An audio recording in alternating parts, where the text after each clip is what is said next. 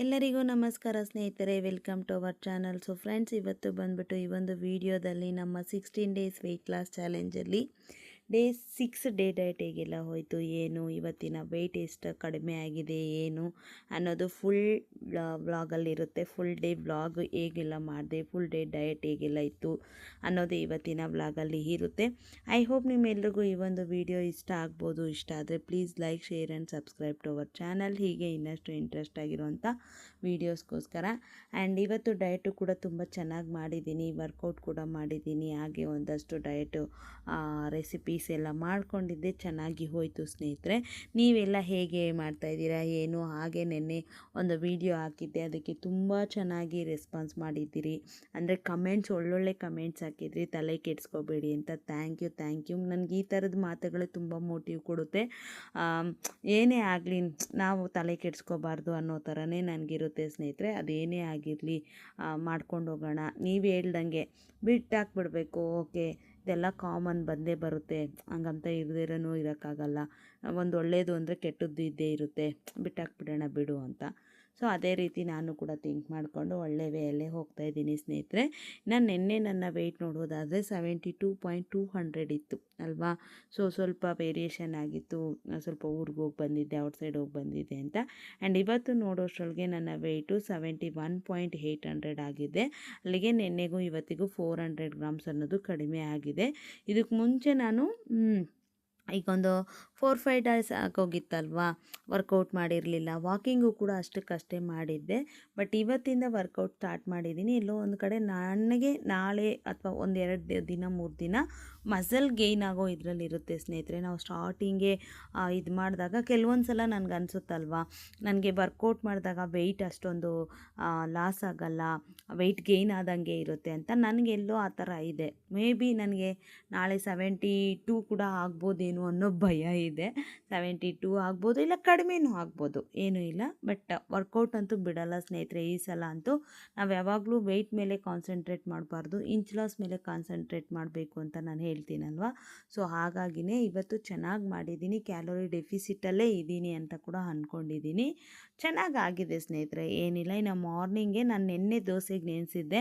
So ಈ ಒಂದು ನೆನ್ನೆ ಆಗಿದ್ದ ವಿಷಯದ ಬಗ್ಗೆ ಎಕ್ಸ್ಪ್ಲೈನ್ ಮಾಡೋದ್ರಲ್ಲಿ ನಾನು ಏನೇನು ಹಾಕಿದ್ದೆ ಐಟಮ್ಸ್ ಅನ್ನೋದೇ ನಿಮ್ಗೆ ಹೇಳಿರಲಿಲ್ಲ. ಅಕ್ಕಿ ಹಾಕಿದ್ದೆ, ಮತ್ತು ಇದು ಮೈಸೂರು ಬೇಳೆ ಹಾಕಿದ್ದೆ. ಅದನ್ನು ಮಸೂರು ದಾಲ್ ಅಂತ ಹೇಳಿ ಅದೇ ರೂಢಿ ಆಗಿಬಿಟ್ಟಿದೆ. ಮೈಸೂರು ಬೇಳೆ ಹಾಕಿದ್ದೆ, ಹೆಸ್ರು ಕಾಳು ಹಾಕಿದ್ದೆ, ಕಡಲೆಬೇಳೆ ಹಾಕಿದ್ದೆ, ಕಡಲೆ ಬೀಜ ಹಾಕಿದ್ದೆ. ಇಷ್ಟೆಲ್ಲ ಹಾಕಿ ರುಬ್ಬಿರೋದಕ್ಕೆ ನೋಡಿ ಕಲರ್ ಕೂಡ ದೋಸೆ ಇಟ್ಟಿದ್ದು ಒಂದು ಸ್ವಲ್ಪ ವೈಟ್ ಶೇಡ್ ಇಲ್ದಿರ ಕ್ರೀಮ್ ಶೇಡಲ್ಲಿದೆ.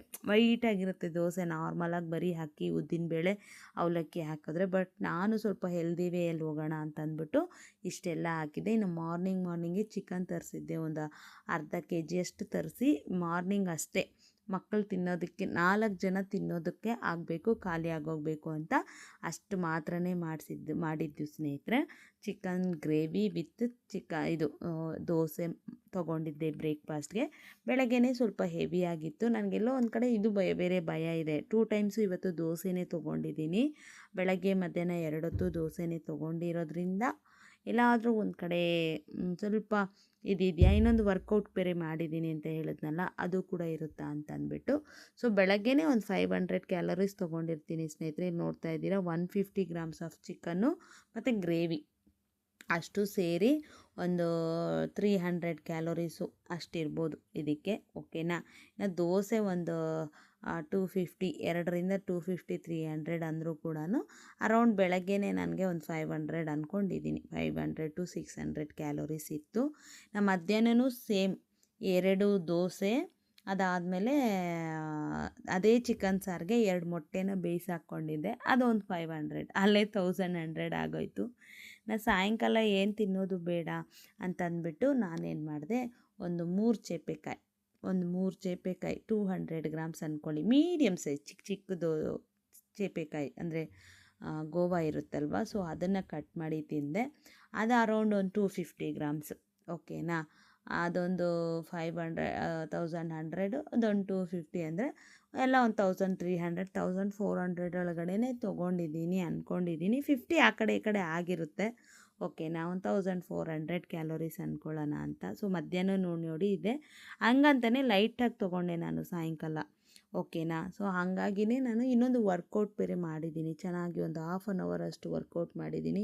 ನಾನು ಅದನ್ನು ತೋರಿಸ್ಬೇಕು ನೆಕ್ಸ್ಟ್ ವೀಡಿಯೋ, ಯಾಕಂದರೆ ನೈಟ್ ಹೊತ್ತು ಮಾಡಿದಾಗ ವೀಡಿಯೋ ಕ್ಲಿಯಾರಿಟಿ ಚೆನ್ನಾಗಿರಲ್ಲ ಸ್ನೇಹಿತರೆ.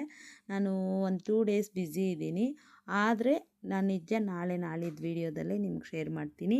ಒಂದು 4 ಎಕ್ಸಸೈಸ್ ಮಾತ್ರನೇ. ಇಲ್ಲಿ ನಾನು ಚೇಪೆಕಾಯಿ ಹಾಗೆ ಎತ್ಕೊಂಡು ತಿಂದೆ ಸ್ನೇಹಿತರೆ, ಹಾಗಾಗಿ ನಿಮಗೆ ತೋರಿಸ್ಲಿಲ್ಲ. ಹಾಗಾಗಿ ಇದು ಮೊನ್ನೆದು, ಅದನ್ನು ಎಕ್ಸ್ಪ್ಲೈನ್ ಮಾಡೋದಕ್ಕೆ ಬೇಕು ಅಂತ ಹಾಕ್ಕೊಂಡಿದ್ದೀನಿ ಅಷ್ಟೇ, ಓಕೆನಾ. ಸೊ ಬಟ್ 3 ಚೇಪೆಕಾಯಿ 200 ಗ್ರಾಮ್ಸ್ ಅಷ್ಟಿರ್ಬೋದು, ಅದನ್ನು ತೊಗೊಂಡಿದ್ದೆ. ಅದೇ ಆವಾಗಲೇ ಏನೋ ಹೇಳ್ತಿದ್ನಲ್ಲಪ್ಪ, ಮರ್ತೇ ಹೋಯಿತು. ಯಾವುದ್ರ ಬಗ್ಗೆ ಹೇಳ್ತಾ ಇದ್ದೆ ಅಂತಲೂ ಕೂಡ ಜ್ಞಾಪಕ ಇಲ್ಲ. ಅದೇ ಈ ಟಾಪಿಕ್ ಏನಾದರೂ ಚೇಂಜ್ ಆದಾಗ ಇದಾಗೋಗುತ್ತೆ. ಚೇಪೆಕಾಯಿ ತಿಂದು ಡೇ ಡಯಟ್ ಅಂತೂ ಮುಗಿಸ್ದೆ. ಎಕ್ಸಸೈಸ್ ಬಗ್ಗೆ ಅಲ್ವಾ, ಓಕೆ ಅದು ನಾನು ಖಂಡಿತವಾಗ್ಲೂ ತೋರಿಸ್ಕೊಡ್ತೀನಿ. ಒಂದು 4 ಎಕ್ಸಸೈಸ್ ಮಾತ್ರ, ಬೆಲ್ಲಿ ಫ್ಯಾಟು ಮತ್ತು ಥೈಸ್ ಭಾಗ ಏನಿದೆ ಅದು, ಆಮೇಲೆ ಕೈಗಳ ಭಾಗದ ಹತ್ರ ಏನು ಜೋತ್ ಬಿದ್ದಿರುತ್ತೆ ಅದಕ್ಕೆ, ಆಮೇಲೆ ಬ್ಯಾಕ್ ಪಾರ್ಟ್ಗೆ, ಈ ಪಾರ್ಟ್ಸ್ಗೆ ಕಮ್ಮಿ ಆಗೋ ಥರ ಎಫೆಕ್ಟ್ ಬೀಳೋ ಥರ ಒಂದು 4ರಿಂದ 5 ಎಕ್ಸಸೈಸ್ ಮಾಡ್ತೀನಿ. ಅದು ತುಂಬ ಒಳ್ಳೆಯದು ಕೂಡ. ನೋಡೋಣ, ನಾನು ನಿಮಗೆ ಆದಷ್ಟು ಬೇಗ ಶೇರ್ ಮಾಡ್ತೀನಿ, ಓಕೆನಾ. ನನಗಂತೂ ಡೇ ಡಯಟ್ ಅಂತೂ ತುಂಬ ಚೆನ್ನಾಗೋಯ್ತು. ಇನ್ನೊಂದು ಅಕ್ಕಿ ರೇಷನ್ ಬೇರೆ ತರಬೇಕಿತ್ತು, ಹೋಗಿ ಅಲ್ಲೊಂದು ಸ್ವಲ್ಪ ತಿದ್ದು ತೊಗೊಬರೋಷ್ಟರೊಳಗೆ ಸುಡು ಬಿಸಿಲಲ್ಲಿ. ಆಮೇಲೆ ಇವತ್ತೊಂದು 2 ಬ್ಲೌಸಸ್ ಏನೋ ಕಂಪ್ಲೀಟ್ ಮಾಡಿದೆ. ತುಂಬ ಖುಷಿಯಾಗುತ್ತೆ ಅವತ್ತೇ ಬ್ಲೌಸ್ ಹೊಲಿದು ಕಸ್ಟಮರ್ ಬಂದು ಅವತ್ತೇ ಹಾಕ್ಕೊಂಡು ನೋಡಿಬಿಟ್ಟು ಅಕ್ಕ ಚೆನ್ನಾಗಿದೆ ಅಂದ್ಬಿಟ್ಟು ಅವತ್ತೇ ಕೈ ಮೇಲೆ ದುಡ್ಡು ಕೊಟ್ಬಿಟ್ಟು ಹೋಗ್ಬಿಟ್ರೆ ಒಂಥರ ಖುಷಿ ಅಲ್ವಾ. ಸೊ ಇವತ್ತು ಒಂದು 400 ಬಂತು, ಇನ್ನೊಂದ್ರದ್ದು ಒಟ್ಟಿಗೆ ಕೊಡಬೇಕು. ಅದು ಇನ್ನು ನೋಡಿ, ಇವಾಗ ತಾನೇ ವರ್ಕೌಟ್ ಮುಗಿಸಿದ್ದೀನಿ.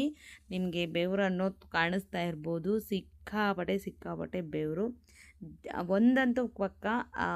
ಆದಷ್ಟು ನಾನು ಇವತ್ತು ಬರೀ ಎಕ್ಸಸೈಸೇ, ಡಂಬಲ್ಸಲ್ಲಿ ಏನು ಮಾಡೋಕ್ಕೋಗಿಲ್ಲ. ನಾಳೆ ಡಂಬಲ್ಸಲ್ಲಿ ಮಾಡ್ತೀನಿ.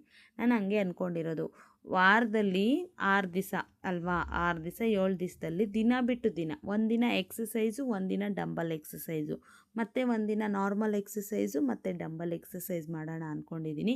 ಸ್ಟ್ರೆಂತ್ ಟ್ರೈನಿಂಗ್ ಒಂದಿನ, ನಾರ್ಮಲ್ ಎಕ್ಸಸೈಸ್ ಒಂದಿನ ಮಾಡೋಣ ಅಂತ.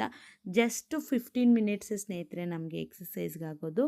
ಬಟ್ ಆ 15 ಮಿನಿಟ್ಸ್ ಮಾಡೋದಕ್ಕೆ ನೀವು ನೋಡಿ ಎಷ್ಟೊಂದು ಎಫೆಕ್ಟಿವ್ ಆಗಿರುತ್ತೆ ಅಂತ. ನಿಜ ತುಂಬ ಚೆನ್ನಾಗಿರುತ್ತೆ. ಸ್ಟಾರ್ಟಿಂಗಲ್ಲಿ ಒನ್ ವೀಕ್ ನಿಮಗೆ ಸಿಕ್ಕಾಪಟ್ಟೆ ಕೈಕಾಲು ನೋವು ಬರ್ಬೋದು, ಬಟ್ ಅದಾದಮೇಲೆ ನೀವು ರೂಢಿ ಮಾಡ್ಕೊಬಿಟ್ರೆ ಮಾತ್ರ ತುಂಬ ಒಳ್ಳೆಯದು. ಅದ್ರ ಜೊತೆಗೆ ಇವತ್ತು ನಾನು 10K ಸ್ಟೆಪ್ಸು ಕೂಡ ಕಂಪ್ಲೀಟ್ ಮಾಡಿದ್ದೀನಿ. ನೋಡೋಣ, ಓಕೆನಾ. ಸೊ ಮಾಡಿದ್ದೀನಿ ಸ್ನೇಹಿತರೆ. ಇದಾದಮೇಲೆ ನಾನು ನಮ್ಮ ಮನೆಯವ್ರಿಗೋಸ್ಕರ ಕಡಲೆ ಬೀಜದ ಬರ್ಫಿ ಮಾಡೋಣ ಅಂತ ಪಾಪ ಎಷ್ಟು ದಿನದಿಂದ ಕೇಳ್ತಾಯಿದ್ರು. ಫೈನಲಿ ಇವತ್ತು ಮಾಡೋಣ ಅಂತ ನೆನ್ನೆ ಬೀಜ ಹುರಿದಿಟ್ಟು ಅದೊಂದು ಸ್ವಲ್ಪ ಒಂದು ಸುತ್ತು ಗ್ರೈಂಡ್ ಮಾಡಿ ಇಟ್ಟಿದ್ದೆ. ಸೊ ಫೈನಲಿ ಇವತ್ತು ಮಾಡಿಬಿಡೋಣ ಅಂತ ಮಾಡಿದ್ದೆ. ಚೆನ್ನಾಗಿ ಬಂದಿತ್ತು ಸ್ನೇಹಿತರೆ. ಲಾಸ್ಟ್ ಟೈಮ್ ಒಂದು ಸಲ ಮಾಡಿದ್ದೆ ನೋಡಿ, ಅವಾಗೆಲ್ಲ ಬಾಣಲಿಗೆ ಮೆತ್ಕೊಬಿಟ್ಟಿತ್ತು ಎಲ್ಲನೂ. ಬಟ್ ಈ ಸಲ ನಮ್ಮ ಮನೆಯವ್ರು ಹಂಗೆ ಹೇಳಿದರು, ಲಾಸ್ಟ್ ಟೈಮ್ ಸ್ವಲ್ಪ ಬೆಲ್ಲ ಕಮ್ಮಿ ಹಾಕಿದ್ಯಾ, ಇನ್ನೊಂದು ಏನಾಗಿತ್ತು ಅಂತಂದರೆ ತಳ ಬೇಗ ಅಂಟ್ಕೊಬಿಟ್ಟಿತ್ತು, ಒಂದು ಸ್ವಲ್ಪ ಅಂದರೆ ಬೀಜ ಇತ್ತಲ್ವ, ಸೊ ಹಾಗಾಗಿ ಹಂಗೆ ಇತ್ತು ಅಂತ. ಈ ಸಲ ಒಂದೇ ಒಂದು ರೌಂಡ್ ಹಂಗೆ ನೆನ್ನೆ ಗ್ರೈಂಡ್ ಮಾಡಿದ್ದೆ. ಸೊ ನೋಡಿ ತುಂಬ ಚೆನ್ನಾಗಿ ಬಂದಿದೆ ಸ್ನೇಹಿತರೆ. ಮನೇಲಿ ಮಾಡ್ಕೊಳ್ಳೋದಲ್ವ, ಮಿಸ್ಟರ್ ಪರ್ಫೆಕ್ಟ್ ಥರ 100% ಪರ್ಫೆಕ್ಟ್ ಬಂದಿಲ್ಲ ಅಂದರೂ ನಮ್ಗೆ ತಿನ್ನೋ ಥರ ಇದ್ದರೆ ಸಾಕು ಅನ್ನೋ ಕಾನ್ಸೆಪ್ಟ್ ನಂದು, ನನ್ನ ಹಸ್ಬೆಂಡು. ಸೊ ತಿನ್ನೋಕ್ಕಂತೂ ಸೂಪರಾಗಿ ಬಂದಿದೆ. ಏನಿಲ್ಲ, ಅದೇ ಮುದ್ರ ಪಕ್ಕ ತೊಗೊಬಿಟ್ಟು ಅದಕ್ಕೆ ಹಾಕೋದಷ್ಟೇ. ಅದಕ್ಕೆ ಒಂದು ಸ್ವಲ್ಪ ಬೇಕಿಂಗ್ ಸೋಡಾ ಹಾಕ್ತೀನಿ, ಒಂದು ಸ್ವಲ್ಪ ತುಪ್ಪ ಹಾಕ್ತೀನಿ. ತುಪ್ಪ ಒಂದು 4ರಿಂದ 5 ಟೇಬಲ್ ಸ್ಪೂನಷ್ಟು ಹಾಕಿದ್ದೀನಿ. ತುಂಬ ಚೆನ್ನಾಗಿ ಬಂದಿತ್ತು ಸ್ನೇಹಿತರೆ ಬರ್ಫಿ. ಇದು ಏನಕ್ಕೆ ಅಪ್ಪ ಅಂತಂದರೆ ಮಕ್ಕಳಿಗೆ, ಚಿಕ್ಕ ಮನೇಲಿ ಇರ್ತಾರಲ್ವ, ಸೊ ಅವ್ರಿಗೂ ತುಂಬ ಒಳ್ಳೆಯದು. ಒಂದು ಪ್ರೋಟೀನ್ ಸೋರ್ಸಸ್ ಇರುತ್ತೆ, ಕಡಲೆ ಬೀಜ ವಿತ್ ಬೆಲ್ಲ, ಒಳ್ಳೆಯದೇ.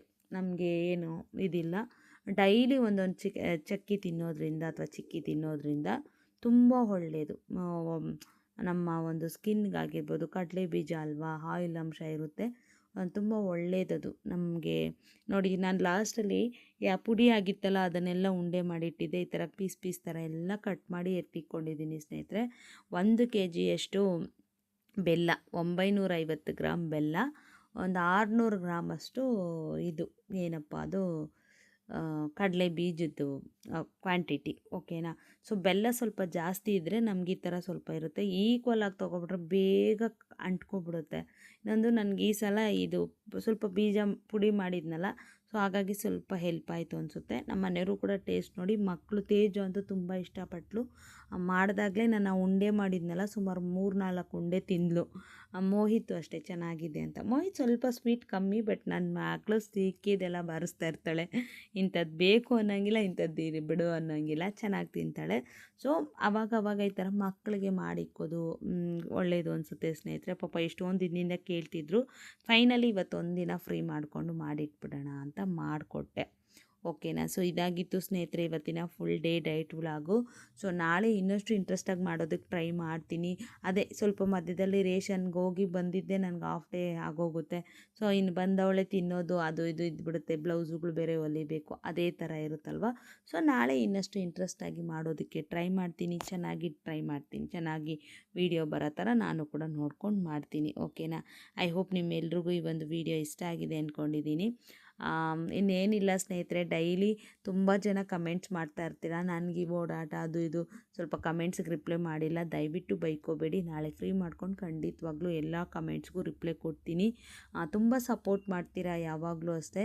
ಇನ್ನೊಂದು ನಾನು ಯಾವಾಗಲೂ ಹೇಳೋದೇನಪ್ಪ ಅಂತಂದರೆ, ವೆಯ್ಟ್ ಕಮ್ಮಿ ಆಗಲಿ ಬಿಡಲಿ, ನಮ್ಮ ಕನ್ಸಿಸ್ಟೆನ್ಸಿ ಅನ್ನೋದು ನಿರಂತರ ಅದು ಇರಬೇಕು. ನಿರಂತರವಾಗಿ ನಾವು ಮಾಡ್ಕೊಂಡು ಹೋಗೋದು ಒಂದು ಇದಿರಬೇಕು, ಸ್ಥಿರವಾಗಿ ಮಾಡ್ಕೊಂಡು ಹೋಗ್ತಾ ಇರಬೇಕು. ಕನ್ಸಿಸ್ಟೆನ್ಸಿ ಅನ್ನೋದಿದ್ದರೆ ಮಾತ್ರ ಖಂಡಿತವಾಗ್ಲೂ ನಮಗೆ ಒಂದಲ್ಲ ಒಂದಿನ ವೆಯ್ಟ್ ಲಾಸ್ ಆಗೇ ಆಗುತ್ತೆ. ಸೊ ಅವ್ರು ಮಾಡಿದ್ರು ಇವ್ರು ಮಾಡಿದ್ರು, ಅವ್ರಿಗಾಗ್ತಾಯಿದೆ ನನಗಾಗ್ತಾಯಿಲ್ಲ ಅಂತಂದರೆ ನಮ್ಮ ಬಾಡಿ ವೇರಿಯೇಷನ್ ಇರ್ಬೋದು, ನಮ್ಮ ರೋಟೀನ್ ಆ ಥರ ಇರ್ಬೋದು, ನಮ್ಮ ಲೈಫ್ ಸ್ಟೈಲ್ ಆಗಿರ್ಬೋದು, ಕೆಲವೊಂದು ದಿನ ಟೈಮ್ ತೊಗೊಳುತ್ತೆ.